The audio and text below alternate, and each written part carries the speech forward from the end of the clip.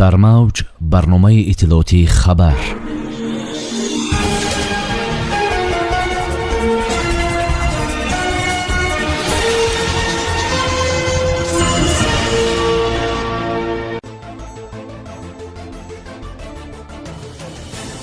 гузаргоҳи ҷартепа дар марзи тоҷикистону ӯзбекистон барои донишҷӯён боз шуд. тоҷикистон барои содироти нерӯи барқ ба афғонистон ва ӯзбекистон омода аст. тоҷикистону ӯзбекистон тасмим доранд гардиши савдоро ба $1 миллиард расонанд.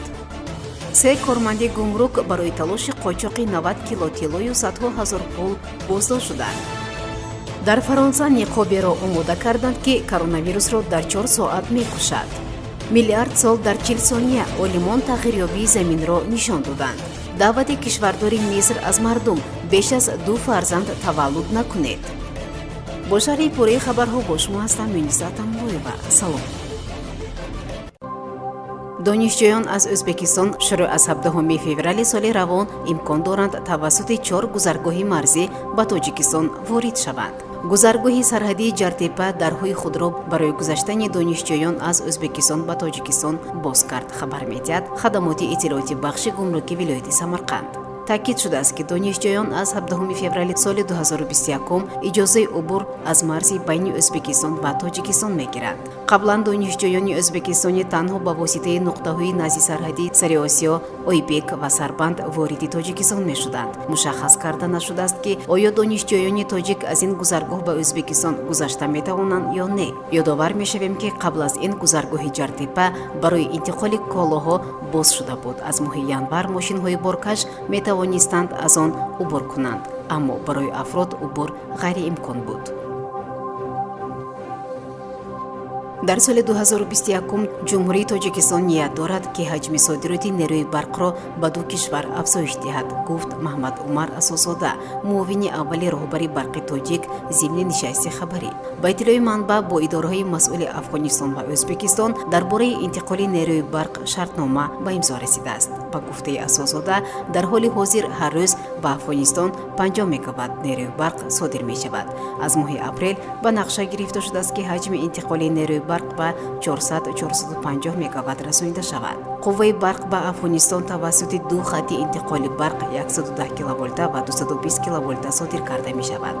арзиши нерӯи барқ тавассути хатҳои интиқоли барқи 110 киловолта 3 сент барои 1 киловатт ва барои 220 киловолт 4,5 сент бо афзоиши солонаи 3% мебошад, таъкид кард муовини раиси барқи тоҷик. Асосода афзуд ки интиқоли барқ ба Ӯзбекистон мавсим аст. дар доираи созишнома ҷумҳурӣ ният дорад ба ҳамсоя кишвар 1,5 миллиард киловаттсоат нерӯи барқ содир кунад.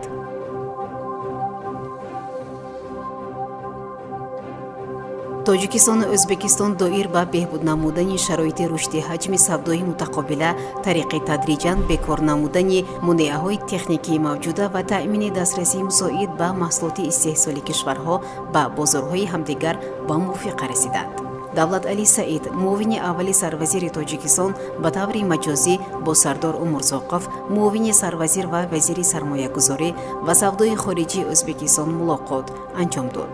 ба нақл аз пойгоҳи вазорати сармоягузорӣ ва савдои хориҷии Ӯзбекистон, зимни мулоқот тарафҳо ба рушди ҳамкориҳо миёни корхонаҳои саноатии мушаххаси ду кишвар дар самти истеҳсоли маҳсулоти технологӣ дар соҳаҳои электротехника ва мошинсозӣ, ки дар бозори кишварҳои минтақа ва давлатҳои сеюм талабот дорад, таваҷҷӯҳ карданд.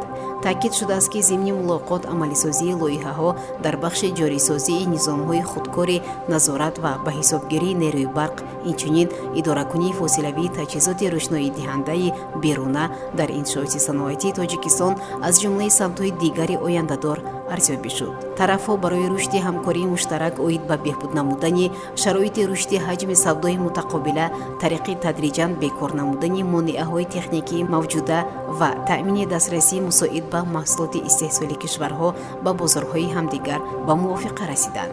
зикр шуд ки ин иқдом ба иҷрои вазифаи гузошташуда дар мавриди то ба $1 миллиард расонидани ҳаҷми гардиши савдо байни кишварҳо дар ояндаи наздик имкон фароҳам меорад. мувофиқа шуд ки ҷонибҳо дар фурсати наздик корҳоро оид ба таъсиси утоқҳои миллии савдо ва дигар иншооти соҳавии ин самт дар шаҳрҳои Душанбе ва Тошканд ба охир мерасонанд. раҳмон али раҳимзода сардори раёсати ташкилоти мубориза бо ҳуқуқбайронкунии гумрукӣ зимни нишасти матбуотӣ ба рӯзноманигорон изҳор дошт. дар доираи парвандаи талоши қочуқи тилло ва пул ба хориҷа 3 кормандонаш боздошт шудааст. ба иттилои манбаъ, кормандони ин ниҳод бо 4 шаҳрванди дигар аз сӯи прокуратураи генералии Тоҷикистон боздошт шуда, алайҳашон тафтишот идома дорад.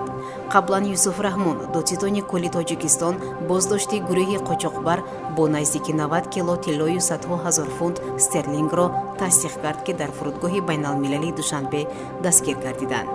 Юсуф Раҳмон афзуд, ки маблағи умумӣ зиёда аз $10 миллион ташкил медиҳад. боздошти гурӯҳ 15 ноябри соли 2020 сурат гирифта буд.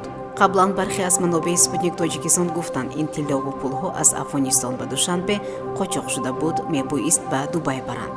ин пулу тилло аз тариқи марзҳо ба Тоҷикистон қочоқ шуда, гурӯҳи қочоқбар мехост онро тариқи Душанбе ба шаҳри Дубайи Амурати Муттаҳидаи Араб интиқол диҳад, аммо дар фурудгоҳи шаҳри Душанбе ин гурӯҳ боздошт ва пулу тиллои онҳо мусодира шудааст, гуфта буд як манбаъ. олимони ширкати фаронсавӣ Биосерент ниқоберо омода намуданд, ки на танҳо аз паҳншавии маризии сироити коронавирус пешгирӣ мекунад, балки вирусро тамоман мекушад. ба таъкиди олимон, ниқоби мазкур ба ҷуз вируси COVID-19 ҳамчунин қобилияти маҳв кардани дилхоҳ вирусро дорад. чунин таъсири пурқувват аз таркиби махсуси ниқоб вобаста аст. ба он як қабати махсуси бофандагӣ духта мешавад, ки вирусҳоро аз ҳисоби молекулаҳои циклодекстрин ва аммиаки чорум нобуд мекунад. ҳарчанд қимати чунин ниқоб гарон нест ва ҳамагӣ 149 евроро ташкил медиҳад, вале бо тавсияи олимон онро набояд бештар аз 4 соат пӯшид. қаблан мутахассисон самаранокии ниқобҳои матоъро зери шубҳа гузошта буданд. ба гуфтаи онҳо, ниқоб қобилияти пурраи муҳофизатиро надорад. бо вуҷуди ин, дар робита ба паҳншавии коронавирус дар тамоми ҷаҳон риоя кардани чораҳои пешгирикунанда ҷиддан талаб карда мешавад. дар наворҳои шабакаи интернетӣ маълум аст, ки замин чӣ гуна тағйир меёбад, аз ҷумла лаҳзаи пайдо шудани уқёнусҳо ва ҳамзамон нопадид шудани онҳо нишон дода мешавад. олимон навореро омода намуданд, ки дар он ҳаракати мунтазами тектоникии замин нишон дода шудааст. ин навор ҳарчанд 40 сония бошад ҳам, аммо он тағйирёбии заминро давоми миллиард сол нишон медиҳад. навори мазкурро дар YouTube канал дидан мумкин аст. ин тадқиқот ҳамчун қадами аввал дар роҳи барқарорсозии муфассал ва пайвастаи тектоникӣ дар тӯли миллиард соли охирини таърихи замин пешбинӣ шудааст, таъкид шудааст дар навор. ҳамзамон дар навор хуб нишон дода шудааст, ки чӣ гуна уқёнусҳо пайдо мешаванд, аммо чанде баъд боз нопадид мегарданд. аз ҷумла метавон мушоҳида кард, ки Антарктидаи муъзир қаблан дар экватор ҷойгир будааст. кишвардори Миср Абдулфаттоҳ ас-Сиси бори нахуст аз суръати афзоиши шумораи аҳолӣ изҳори нигаронӣ намуд, хабар медиҳад шабакаи Ал-Аҳрам. бар хабари манбаъ, раиси ҷумҳур аз шаҳрвандон даъват намудааст, ки сатҳи таваллудро то андозае коҳиш диҳанд. беш аз 2 фарзанд дар як оила ин аллакай мушкиле аст.